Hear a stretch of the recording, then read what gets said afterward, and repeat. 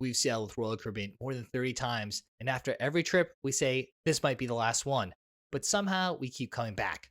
After all those sailings, we've learned exactly who Royal Caribbean is perfect for and who might regret booking.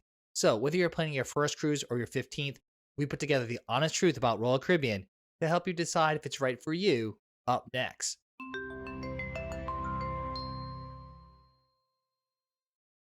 Welcome aboard, everyone. I'm Don B from Eat Sleep Cruise. Let's start with what Royal Caribbean actually does really well, its loyalty program. Their Crown and Anchor Society is one of the strongest loyalty programs in the cruise industry, and after this many cruises, believe us, those perks really start to add up. At higher levels, you get things like daily drink vouchers, free internet days, and discounts on future sailings. Those benefits can save you hundreds of dollars over time. Another reason loyalty matters isn't just the perks. It's how they build a sense of consistency. You know what to expect when you book a Royal Caribbean cruise. The check-in process, the cabin layout, the entertainment style, it all feels very familiar. That predictability is comforting for a lot of travelers, especially families or frequent cruisers who don't want surprises. And Royal Caribbean makes sure the loyalty feels rewarded. Your status even carries over to sister brand Celebrity Cruises Silversea, which adds flexibility if you want a slightly different type of trip. Over time, the combination of perks, predictability, and recognition keeps people coming back, even when there are parts of the experience that could be better. But there is one thing Royal Caribbean does better than any other mainstream cruise line, and that's entertainment. In fact, Royal Caribbean is in a league of its own. No other cruise line offers the same variety or production quality across so many ships. You'll find Broadway-style productions with innovative shows like The Wizard of Oz or Back to the Future, the musical. And they even have their own superheroes, the Effectors. They also have ice skating shows and even high-diving aqua theater performances on the larger ships. These are major productions with big casts, professional lighting, and some of the best special effects at sea that make you even forget you're on a ship in the middle of the ocean. The entertainment variety extends to other venues like comedy clubs, piano bars, live music venues, and theme parties that keep the energy high throughout the cruise. And it doesn't stop there. Royal Caribbean ships are built around activity and innovation. They introduced the FlowRider surf simulator and rock climbing walls long before other cruise lines followed suit. On newer ships, you'll find skydiving simulators, laser tag, escape rooms, and the North Star observation capsule that lifts you 300 feet above sea level for a 360-degree view of the horizon. This combination of entertainment and technology is what makes Royal Caribbean stand out and why their ships appeal to such a wide range of travelers. Perhaps the best part is that the innovative diving shows, Broadway caliber main theater productions, and the onboard amusements are complimentary. Attractions like the largest waterpark at sea, Category 6, or rides like the Boardwalk Carousel, among other onboard innovations, do not cost extra. While competitor cruise lines often have upcharges for their top-tier attractions, some even charge for mini golf, Royal Caribbean bundles most of the onboard fun in its cruise fare. And it's not just what's on board. Royal Caribbean has also invested heavily in their private destination, especially Perfect Day at CocoCay in the Bahamas. And in our opinion, it's one of the best private islands in the cruise industry, and it offers a little bit of something for everyone. You can spend the day on a pristine beach, relax by the Oasis Lagoon, ride the tallest waterslide in North America, or splurge on a day pass at Coco Beach Club for a more exclusive experience, or those adults go to the Hideaway, the exclusive adults-only beach resort area. For many people, Perfect Day at CocoCay is a highlight of their cruise, and it's no surprise, essentially all of Royal Caribbean's newest ships include itineraries with at least one stop at this island. Between the ships themselves and destinations, Royal Caribbean has defined what a cruise vacation can be. In fact, Royal Caribbean has really pioneered that you don't have to go anywhere to have a great time. The ship and their private islands, well, those are the destinations that appeal to travelers. But that's also where things start to divide people. Because while some travelers love the energy, the scale, and the endless options, others find it a bit too much. For everything Royal Caribbean gets right, there are still a few things that can be frustrating. And depending on what type of traveler you are, they might even be deal breakers. The first thing that turns some people off to Royal Caribbean is just how big their ships have become. The scale is incredible, but also means a lot more people. On some sailings, you're sharing a Royal Caribbean ship with 5, 6, maybe even 7,000 other guests. And this can make simple things like getting an elevator or finding a pool chair or just getting into a show a challenge, especially during sea days or at peak times. For some first-time cruisers, we admit this can feel overwhelming. You can spend the first few days just figuring out where everything is and how the ship flows. Royal Caribbean has done a great job improving crowd management over the years, but the reality is that large ships come with large crowds. Another frustration we've experienced is food inconsistency. Royal Caribbean specialty restaurants are often very good, but the main dining room and the buffet can be hit or miss. Some meals are great, and others are just okay. It can even vary from night to night on the same sailing. Now, that's not necessarily unique to Royal Caribbean. It can happen across cruise lines, but it's worth noting if you're expecting fine dining every night, Royal Caribbean might let you down. And it is worth noting that some of Royal Caribbean's older ships, even some of their larger ships like the Freedom class and even some older Oasis class, do lack the variety of casual dining that you might expect if you regularly sail on Carnival Cruise Line, for example.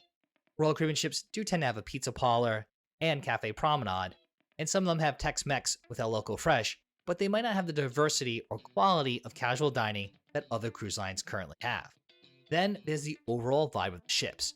Royal Caribbean has always been known as a family-focused cruise line, and that's a big part of its identity. But it also means you see lots of kids, especially during school breaks and summer vacations. For couples or older adults looking for a quiet relaxation, that can be a challenge. The adults-only solarium helps, but still not the same as sailing on a smaller or more upscale line that's built around peace and quiet. And even when ships do have adults-only solariums, sometimes the adults-only part isn't really strictly enforced, or these spaces might be too small for the number of passengers on board. Royal Caribbean has over 25 ships. It's one of the largest cruise lines in the world, so another thing to be aware of is not all Royal Caribbean ships are created equal. The experience you get on a brand new Icon or Oasis class ship is very different from what you'll find on older Voyager or Radiance class ships. And we have sailed on ships of all sizes in Royal Caribbean's fleet, from smaller ships like Enchantment of the Seas to Icon and Star of the Seas, the largest cruise ships in the world. And while these ships do all have a very similar Royal Caribbean vibe, the overall experience, amenities, and attractions are quite different. Older ships can feel more dated, with fewer dining options and smaller cabin layouts. It doesn't necessarily make them bad, it just makes them different from Royal Caribbean's newer and larger ships. So it's very important to research carefully what ship you're looking at before you book. Especially if you're expecting the same experience you see in the ads for Royal Caribbean's newest ships, booking an older Royal Caribbean ship might let you down.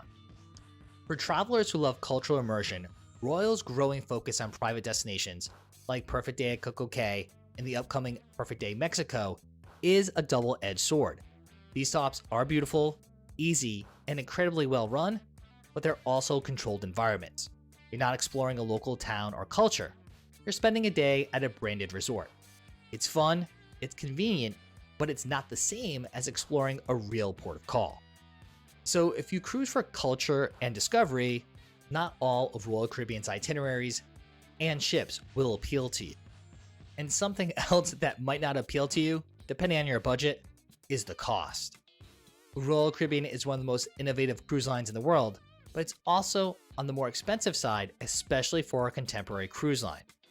Their base fares are typically 20 up to 50% higher than comparable itineraries for competitors like Carnival Cruise Line, Norwegian Cruise Line, or MSC.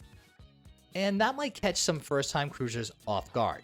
Now, like the competitors, Royal Caribbean's base fare essentially covers the same things: your cabin, meals at a variety of restaurants, and most onboard activities and entertainment. However, everything else, upgraded non-alcoholic beverages and alcoholic drinks, Wi-Fi, specialty dining, gratuities, and shore excursions, well, those will cost you extra. That means your total can easily double from the advertised price once you add on what most people consider essentials. For example, Royal Caribbean's deluxe beverage package usually runs around $85 to $100 per person per day. And for a 7-night cruise, that's roughly $1,200 for 2 people just for alcoholic drinks. While that also includes bottled water and specialty coffees, unlike some competitor cruise line. And unlike some competitors, Royal Caribbean's deluxe beverage package is unlimited. Of course, if you don't drink much alcohol, you can skip it. But if you enjoy cocktails, sodas, or specialty coffees, those costs can add up fast. Wi-Fi is another add-on. Royal Caribbean uses Starlink system, which is fast and reliable, but it's not included in the cruise fare.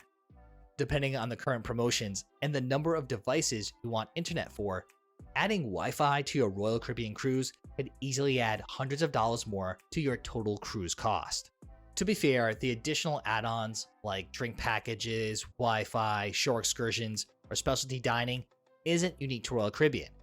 Most cruise lines use a similar pricing structure, but Royal's pay for what you use model means you have to budget carefully. There's no all-inclusive options or bundle packages like you find on Celebrity Cruises, Holland America Line, or Princess Cruises, which usually bundle things like Wi-Fi, drinks, gratuities, and even shore excursions credit into one price, usually at a discount of anywhere from 30 to 50% off the retail price if you were to purchase those add-ons a la carte. Royal Caribbean occasionally bundles perks through promotions, like kids sail free or 30% off packages, but those vary depending on sailing. For experienced cruisers, that flexibility is great. You can pick and choose what matters most and skip the rest. But for families or first-timers, the add-ons can get confusing at first. But honestly, the best way to ensure you get a great deal on your Royal Caribbean cruise is to work with a travel advisor. Now, Heidi and I are not travel advisors. That's why we've partnered with MEI Travel. They are the official travel partner of Eat Sleep Cruise. And in fact, MEI Travel are Royal Caribbean experts. They can help you weed through all the details to find the best ship and itinerary for your budget.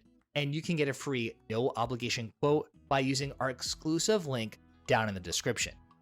So after 30 cruises, here's the truth we've learned about Royal Caribbean. If you're the type of traveler who loves big ships, big energy, and endless activities, you're going to love Royal Caribbean. Families with kids, multi-generational groups, or anyone who enjoys a resort-style vacation at sea, this cruise line was practically built for you. There's always something happening, live music, shows, trivia, zip lines. It's nearly impossible to get bored. It's also a great fit if you appreciate technology and innovation. Royal Caribbean's mobile app and streamlined check-in makes the experience smoother than ever.